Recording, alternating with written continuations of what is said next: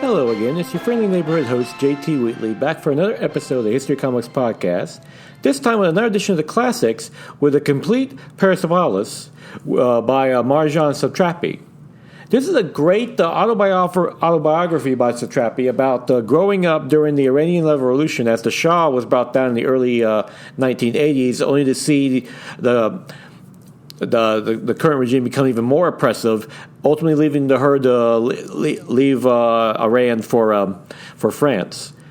This is a great story as it shows as Marjane originally presents herself as a modern independent woman who wants to grow up, but as the Iran becomes more and more progressive under the Muslim Revolution, she's finding all her freedoms taken away. So of course her best result is to just leave the country altogether, which is actually enlightening because it shows her family actually is very encouraging of her. They respect her intelligence and even tell her, yeah, she needs to leave. Iran's not a place for someone like you, sadly, at this time.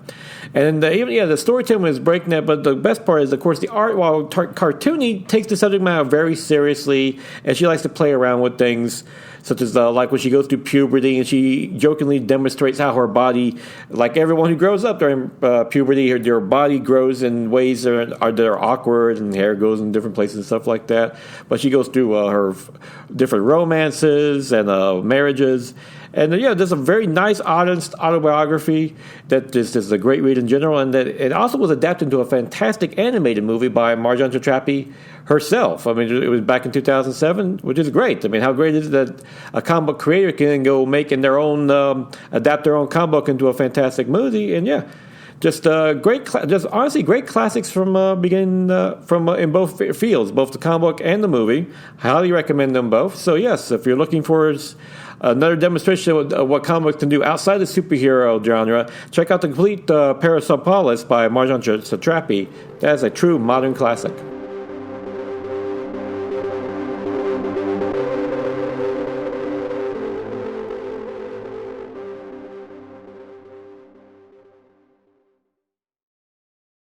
My name is Mark McCray, and I'm the author of The Best Saturdays of Our Lives. I'm Dan Klink, co-host of the Best Saturdays of Our Lives podcast. The Best Saturdays of Our Lives features programming trends from the 1966 television season all the way through the last hurrah of the early digital age of the 1990s. On the show, if it's animated, we talk about it. Order your signed copy today at tbsool.com. And listen to the podcast at esonetwork.com and all podcast platforms. Now is, September 15th when this episode is going to come out, because I'm actually recording this episode early, as I mentioned in the previous one. I and my friends are down at the Universal Studios Orlando enjoying Halloween Horror Nights. Just kind of an early start to the Halloween season. Granted, I don't really let my Halloween freak flag fly to October 1st. I'm very rigid that way. But I do enjoy haunted trails and stuff like that all throughout the year. I've been to a haunted trail on Valentine's Day and St. Patrick's Day. Always up for a good scare and scary movies in general. But as a result, I'm recording this episode early, and thus I will not be giving a new comic book recommendation this week because I won't be able to know what to recommend the previous Wednesday when this does come out.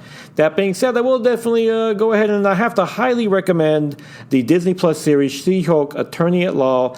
Absolutely hilarious show that is literally ripped out of the comic book. I mean, some people are complaining that, it's too goofy, and the weird thing about she twerks and with Megan Thee Stallion is like, anyone that's ever read She-Hulk, whether it be the original John Byrne run to the more current runs by Dan Slott, that is literally what it does. She-Hulk is meant to be a comedy making fun of Marvel in a very fun way, and Tatiana Maslany is brilliant in the title role, especially the way she's able to break the fourth wall in a beautiful, snarky way, just like She-Hulk did in the comic, and especially during John Byrne's original run. And that's why this show is so much fun, because it's different from other Marvel shows.